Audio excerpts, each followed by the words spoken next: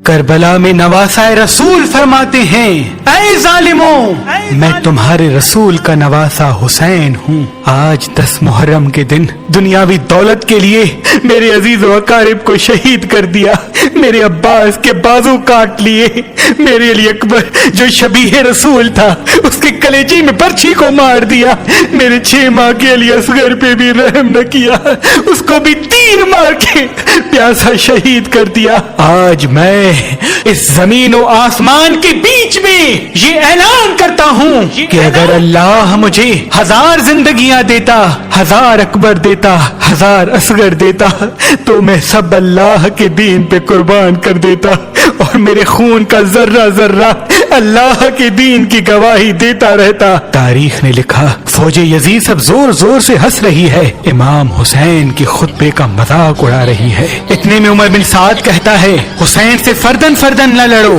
کیونکہ یہ علی کا شیر ہے، اور میں نے حسین کی جنگ دیکھی ہوئی ہے، اس کربلا میں کوئی بھی حسین کو ہرا نہیں سکتا۔ 700 کا لشکر حسین کے دائیں طرف سے اور 700 کا لشکر حسین کے بائیں طرف سے اکٹھا حملہ کرے۔ تاریخ نے لکھا، علی کے شیر نے ایسے وار کیا کہ سب کے سب فنار ہو گئے، فوج یزید میں کوہرام برپا ہو گیا۔ جب یزید کے بڑے بڑے بہادر امام حسین کے ایک ہی وار سے فنار ہوتے تھے تو فوج یزید بھاگنا شروع ہو جاتی ہے۔ پھر عمر بن سعد کہتا ہے، اب لشکر سے حسین کو شہید کرنا ممکن نہیں، جاؤ خیموں کو آگ لگا دو۔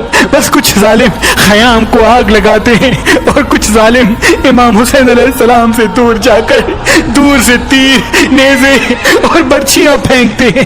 تاریخ نے لکھا، امام حسین کبھی خیام کی طرف جاتے ہیں، کبھی میدان کی طرف آتے ہیں۔ پھر عمر بن سعد کہتا ہے، جس کے ہاتھ میں جو جو چیز ہے وہ حسین کو مار دے۔ جس کے پاس نیزے تھے اس نے نیزے مارے، جس کے پاس تلواریں تھی وہ دور سے تلواریں مارتا رہا، جس کے پاس تیر تھے وہ امام حسین کا نشانہ لے کے تیر مارتا رہا۔ تاریخ نے لکھا، جس کے پاس مارنے کے لیے کچھ نہ تھا وہ کربلا کی گرم زمین سے پتھر اٹھاتا اور امام حسین کو مارتا۔ امام حسین علیہ السلام آسمان کو دیکھ کے کہتے ہیں، اے اللہ، اس 3 دن کے پیاسے رسول اللہ کے نواسے کی جنگ دیکھ۔ اتنے میں آواز غائب آتی ہے، اے حسین، تیرا اللہ تجھ سے راضی ہو گیا۔ مولا حسین ذوالفقار کو روک دیتے ہیں اور ظالم مسلسل امام حسین کو نیزے اور تیر مارتے رہتے ہیں۔ اتنی دیر میں ایک ظالم امام حسین علیہ السلام کو پیٹھ میں ایسا نیزہ مارتا ہے کہ آپ گھوڑے کی زین سے زمین پہ آ جاتے ہیں۔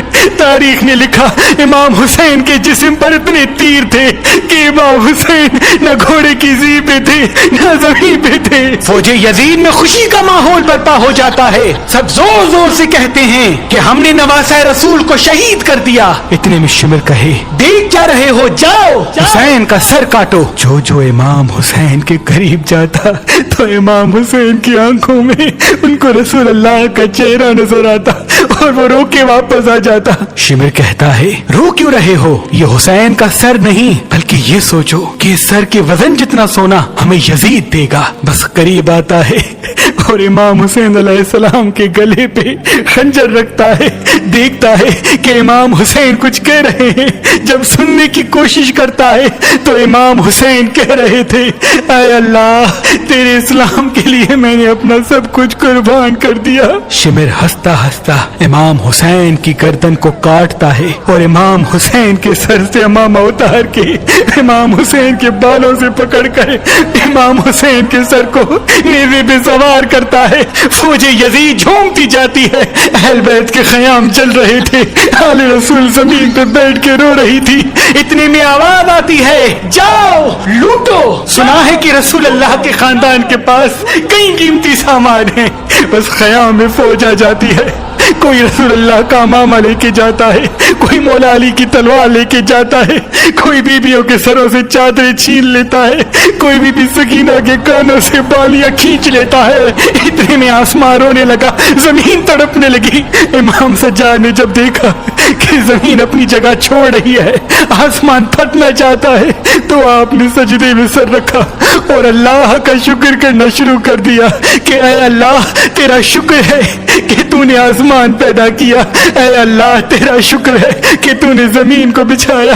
اے اللہ اپنی نعمتوں کو تمام نہ کرنا، ان تھوڑے سے انسانوں کی سزا آنے والی پوری انسانیت کو نہ دینا۔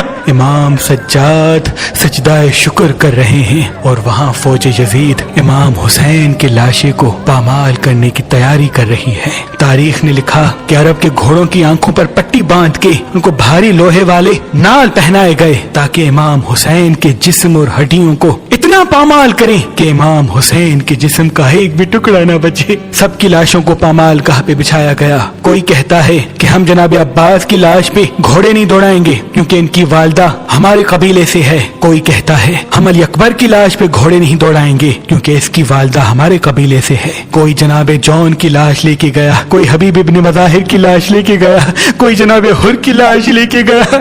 تاریخ نے لکھا سب کی لاشیں ہٹنے لگی، صرف کربلا کی گرم زمین پہ امام حسین کی لاش پڑی رہی۔